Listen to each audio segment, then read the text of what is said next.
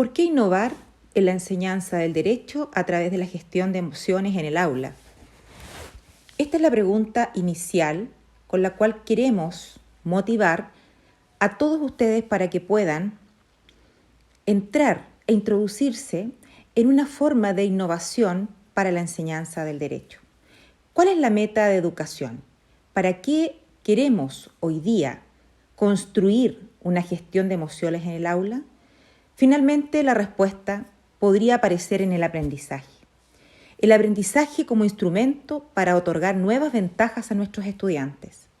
Y por otro lado también debemos entender que esos resultados de aprendizaje, que son pensamiento crítico, ético, integral de la realidad, se van a lograr en la medida que nosotros nos propongamos como docentes innovar también nuestros propios pensamientos.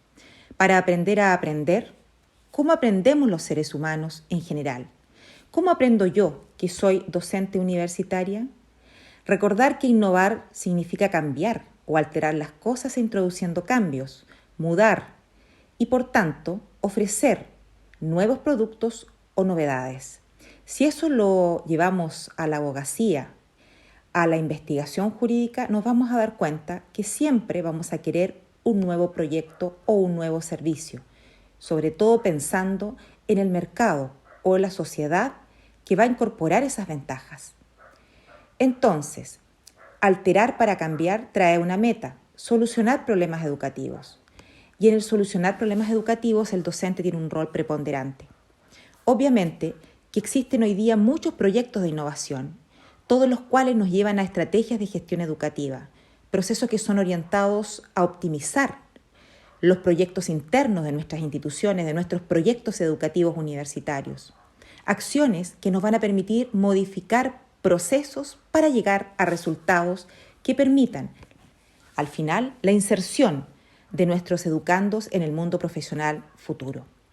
Para eso, los queremos hacer hoy día pensar con mis estudiantes de primer año de investigación jurídica de la Universidad Católica de Temuco, el cómo podríamos reordenar las interacciones en educación.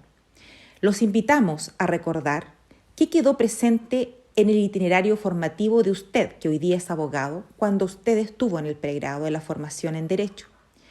El supuesto pareciera ser que lo que recordamos son las vivencias respecto a las interacciones que vivimos con los distintos profesores y compañeros y las características personales de estos. Vygotsky dijo en el año 1995: el cambio en las modalidades de interacción profesor-alumno es un aspecto prioritario para cumplir con el propósito de mejorar la educación. Las corrientes filosóficas y psicológicas también han estudiado las emociones positivas y las funciones que cumplen en los pensamientos y en las acciones. Así Parkinson, Seligman, Dinner, Larsen, Lucas, Lazarus nos han señalado que éstas aumentan el bienestar subjetivo y la resiliencia en las personas, apoyan la construcción de recursos personales. Las emociones positivas pareciera ser que favorecen toda nuestra conexión personal y social. Entonces, ¿es relevante el desarrollo de estos recursos en el aula? Y les digo, efectivamente, porque son el soporte social y esencial en momentos de dificultades. Reeduquemos entonces, esa es la invitación, el rol que tenemos como docentes. Innovemos nuestros propios proyectos educativos adscritos. ¿Y cómo lo podemos hacer? Primero que nada, creyendo que es posible generar una nueva forma de interactuar desde las emociones. El despertar de las emociones en el proceso de aprendizaje. Construyen ustedes ahora, en este minuto que me están escuchando, qué recuerdo retienen, evocan fácilmente de su propio proceso de aprendizaje y se van a dar cuenta que es aquello que los emocionó cuando eran estudiantes de Derecho. Entonces ahora traigan al presente cómo hoy, como docentes, se emocionan. ¿El ser docente hoy día me emociona? ¿Logro emocionar a mis estudiantes con lo que enseño? Porque finalmente pareciera ser que aprendemos lo que nos emociona. Y cuando nosotros hacemos esta especie de recuento de qué nos emocionó, nos damos cuenta que son aquellas experiencias que trastocaron nuestros sentimientos y nos provocaron algo placentero, algo esperanzador, algo que nos reconoció, algo que nos hizo sentir mejores personas. Entonces, la invitación de la innovación a mi rol docente debe partir en aprender a aprender cómo yo aprendo, para luego aprender a aprender cómo aprende mi estudiante. ¿Y para qué? Porque queremos autoconciencia, queremos autocontrol y queremos también modificar pautas educativas de la enseñanza del derecho para que efectivamente traspasemos modelos de formación que hoy día lo que hacen es reprimir las emociones negativas. Es decir, a contrario sensu, estamos reprimiendo emociones y obviamente que no vamos a permitir un aprendizaje de nuestros estudiantes. Entonces, enseñar reprimiendo emociones positivas permite aprender a contrario sensu, y les decimos, enseñemos a reprimir emociones positivas o continuemos haciéndolo y sigamos uniformando el aprendizaje. Esa es una alternativa.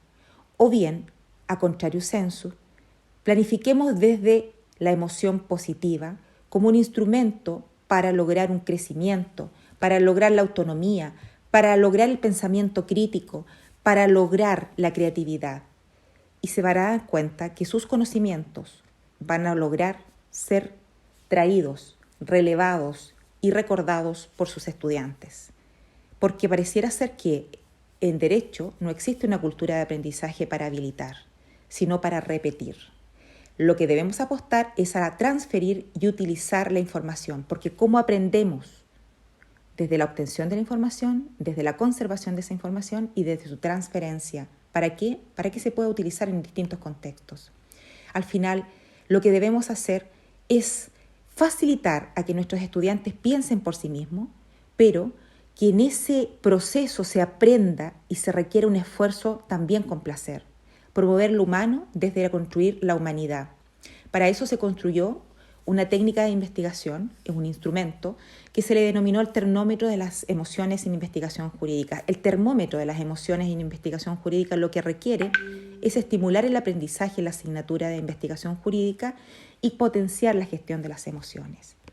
Este instrumento, aplicado al 60% de los estudiantes que cursan esta asignatura en primer año de la Universidad Católica de Temuco, permite ser adaptado de un cuestionario que antes fue utilizado por la Universidad Metropolitana en los años 90, y lo que requiere es, a través de la definición de categorías de análisis, es decir, una codificación abierta, obtener categorías de emociones positivas.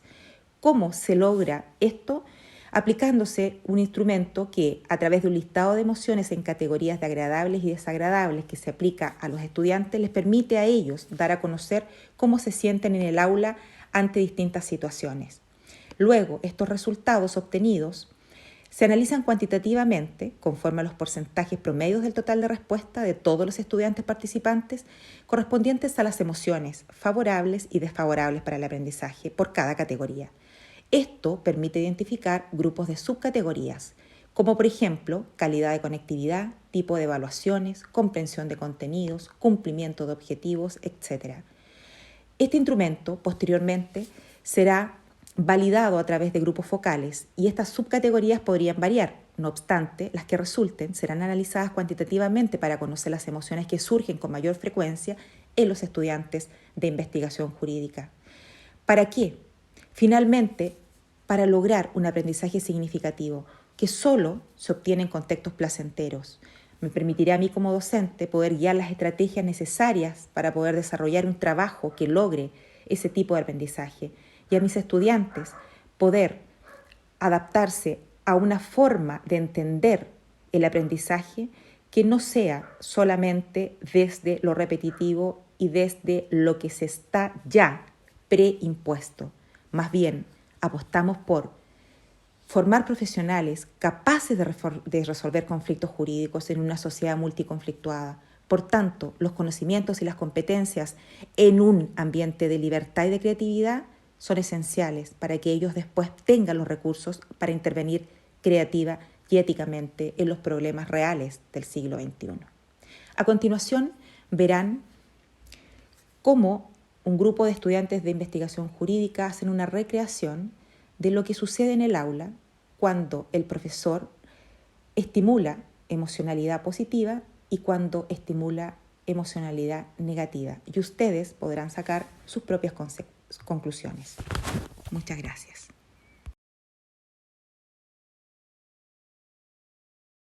Es la manera en la que nosotros enseñamos a nuestros estudiantes, siendo los factores centrales la motivación y el respeto, se encuentra la clave para que ellos puedan aprender, y más aún, aprender más de lo estimado.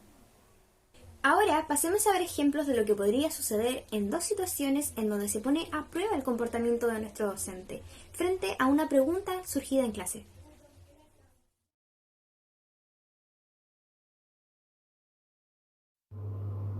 Profesor, ¿me podría decir qué es el derecho constitucional? Eso es lo más básico para este curso, mejor no hubieses preguntado. Muy bien, Bonnie. ¿Ves, Carlos? Deberías ser más como ella y aprender un poco más. Ahora, continuemos con la clase.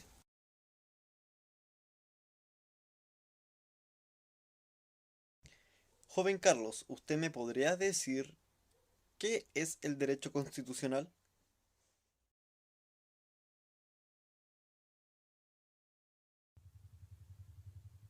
Bueno, tal parece que Carlos no nos va a contestar.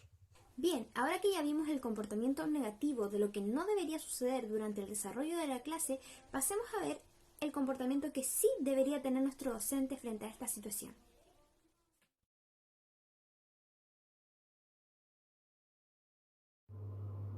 Profesor, ¿me podría decir qué es el derecho constitucional? Eso es lo más básico para este curso, mejor no hubieses preguntado.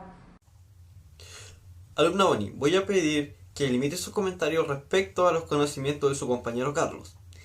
Y por supuesto, alumno Carlos, yo le respondo la pregunta que me hizo.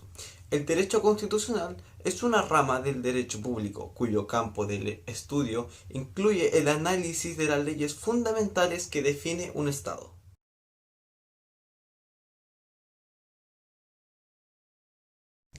Joven Carlos, ¿usted me podría decir qué es el derecho constitucional? Sí, profesor. El derecho constitucional es una rama del derecho público cuyo campo de estudio incluye el análisis de las leyes fundamentales que conforman un Estado. Muy bien. ¿Qué más me podría decir sobre el derecho constitucional, alumno Carlos? Sorpréndame. Sí, profesor. Podemos decir que el derecho constitucional puede ser analizado desde un punto de vista formal como también material.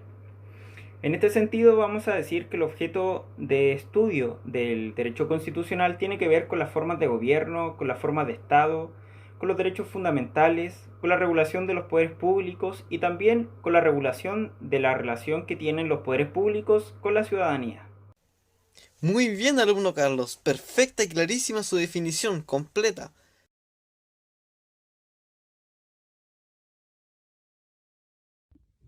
Hola, ¿quieren saber qué es lo que más me emociona? Me emociona estar aquí sabiendo de que ellos hicieron este video para ustedes sin tener ni siquiera que decirles alguna instrucción.